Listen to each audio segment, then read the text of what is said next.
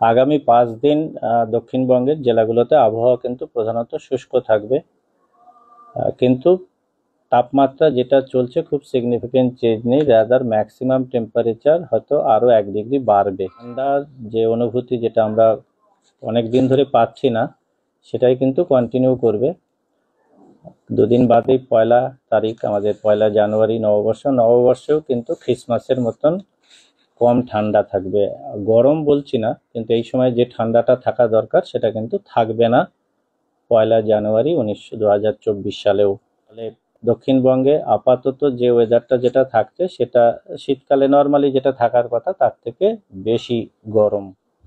উত্তরবঙ্গের ক্ষেত্রে প্রথম 24 ঘন্টায় কালিম্পংয়ে একটু হালকা বৃষ্টির সম্ভাবনা, দার্জিলিংয়ে বৃষ্টি হালকা আর হায়ার রিচেসে একটু স্নোফলেরও সম্ভাবনা থাকছে। তাতেই আমাদের রাজ্যে তো ঠান্ডার নিজস্ব কোনো উপকরণ নেই, ফলে উত্তর পশ্চিম দিক থেকে ঠান্ডা হাওয়া না আসলে বা উত্তর দিক থেকে ঠান্ডা না হাওয়া আসলে আমরা ঠান্ডা পাই না।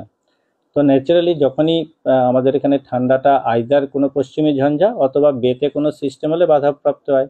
এখন যেটা আছে ওই কোস্ট ঘেঁষে বাংলাদেশে, সাউথ বাংলাদেশ মানে আমাদের কোস্ট ঘেঁষে একটা ঘূর্ণাবর্ত আছে, ফলে প্রচুর ময়েশ্চার আমাদের এখানে আসছে। দেখবেন একটু পরিশ্রম করলে এখনও কিন্তু দিনের বেলায় আপনার একটু হালকা ঘাম মতো হচ্ছে, তার কারণ হচ্ছে ময়েশ্চার বেশি থাকা মানে কিন্তু টেম্পারেচার বাড়বে।